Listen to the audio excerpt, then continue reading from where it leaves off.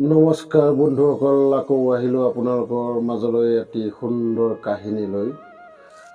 পোনপ্ৰথমতে আপোনালোকক মই অনুৰোধ জনালোঁ মোৰ চেনেলটো যাতে আপোনালোকে ছাবস্ক্ৰাইব কৰি লয় এনেকুৱা ভিডিঅ' পাই থাকিবলৈ, আৰু লগতে বেল আইকনটো ক্লিক কৰি থৈ দিয়ক যাতে মোৰ ভিডিঅ'টো আপোনাৰ তালৈ পোনপ্ৰথমতে যায়।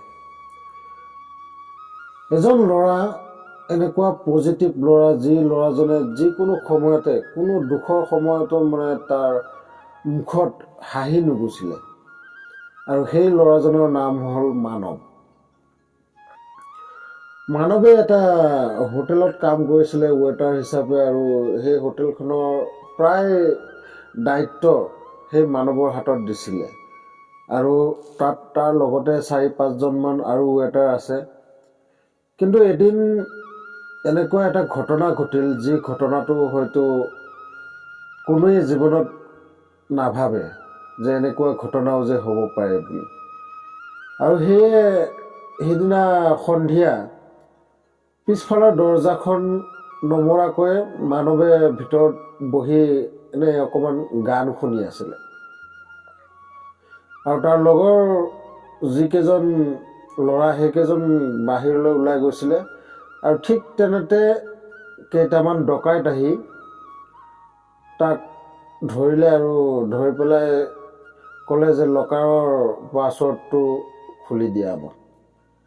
তো লকাৰটোত আচলতে পাছৱৰ্ড আছিলে, মানৱে জানে, কিন্তু সি প্ৰথমতে গৈ পেলাই এটা ভুল পাছৱৰ্ড মাৰি সিহঁতক ক'লে খোলা নাই দেখোন, কোনোবাই চেঞ্জ কৰি দিলে চাগে। তেতিয়া সেই ডকাইতকেইজনৰ খং উঠিলে, আৰু খং উঠি পেলাই তাক এচৰ মাৰি পেলাই ক'লে খোল, ভালে ভালে খোল। তেনেকৈ কোৱাত মানৱে আকৌ মাৰিলে, কিন্তু সি জানি শুনিয়ে ভুল নাম্বাৰ মাৰিছিলে, আৰু সেইবাবে লকাৰটো নাই খোলা। তাৰপিছত সেই ডকাইতকেইজনৰ আকৌ খং উঠিল বেছিকৈ, আৰু খং উঠাৰ পিছত এজনে একো নুসুধাকৈ তাক পিষ্টলেৰে গুলিয়াই দিলে। গুলিয়াই দিয়াৰ পিছত সি তলত পৰিল, আৰু পৰাৰ পিছত সেই ডকাইতকেইটা তাৰ পৰা গুচি গ'লগৈ। গুচি যোৱাৰ কিছু সময়ৰ পিছত তাৰ বন্ধুকেইজন আহিলে, আহি দেখা পালে যে মানৱ তাতে মাটিত পৰি আছে, আৰু তাকে দেখি সিহঁতে খৰধৰকৈ তাক হস্পিটেললৈ লৈ গ'ল পেলাই হস্পিটেলত গোটেই নাৰ্ছ চাৰ্ছ ডক্তৰ সকলোৱে মিলি তাক অপাৰেশ্যন কৰিলে। অপাৰেশ্যন কৰি কিছুদিন পিছত তাক ডিছচাৰ্জ কৰি দিলে, ঘৰলৈ উভতি আহিল। আৰু উভতি অহাৰ পিছত সেই হোটেলখনৰ মালিকজনে মানৱৰ ঘৰলৈ গৈ মানৱক সুধিলে, কেনে আছা? মানৱে কৈছে, ভাল ভাল, একো চিন্তা নাই। আৰু তেতিয়া সেই হোটেলৰ মালিকজনে তাক সুধিলে কেনেকৈ কি হ'ল, কি ঘটনা। মানৱে গোটেই কথাবোৰ ক'লে। কোৱাৰ পিছত সেই মানুহজনে তাক অকণমান টকা দি পেলাই তাৰ পৰা গুচি গ'ল। আৰু এনেকুৱা সৰু ঘটনাৰ পৰা কিছুমান মই আপোনালোকক যে শুনাওঁ, এই ঘটনাৰ পৰা সৰু সৰু কিছুমান কথা আমি বুজিব পাওঁ। জীৱনত আমি আগুৱাই গৈ থাকিলে আমাৰ বাধা বিঘিনি বিপদ এইবোৰ আমাৰ সকলোৰে কমন আহিবই, আৰু সেইবোৰ আমাৰ হাতত নাই। কিন্তু সেই বিপদ বিঘিনি বাধাৰ পৰা আমি কেনেকৈ সাৰিব পাৰোঁ, বা তাৰ সমাধান আমাৰ হাতত আছে।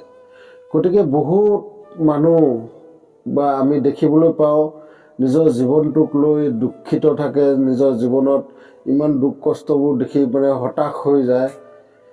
কিন্তু সেইবোৰ হতাশ হৈ গ'লে বা আপুনি ভাগৰি পৰিলে কোনেও আহি আপোনাক একো নিদিয়ে।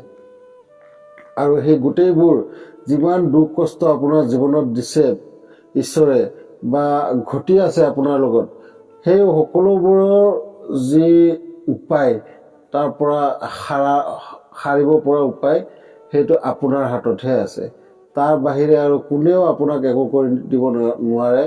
সেয়ে এজন ডাঙৰ মানুহে কৈছে যে জীৱনত যি ঘটি আছে বা আপোনাৰ জীৱনত যি ঘটিব, সেয়া আপোনাৰ হাতত নাই, কিন্তু সেই বিপদ বিঘিনি বাধাৰ পৰা হাত সাৰিবলৈ যি উপায়, সেই উপায় আপোনাৰ হাতত আছে। আপুনি সেইখিনি ভালে ভালে ব্যৱহাৰ কৰিলে আপুনি সমাধান বিচাৰি পাবই।